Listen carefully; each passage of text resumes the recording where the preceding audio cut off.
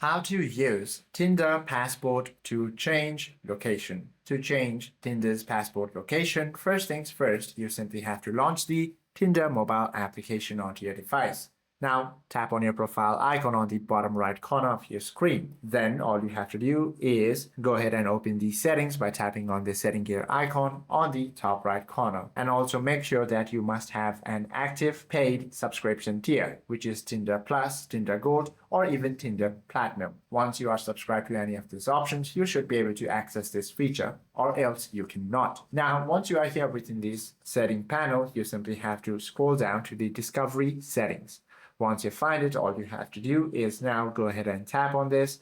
From here, you have to tap the Add New Location at the bottom and then proceed to select your location from the search bar.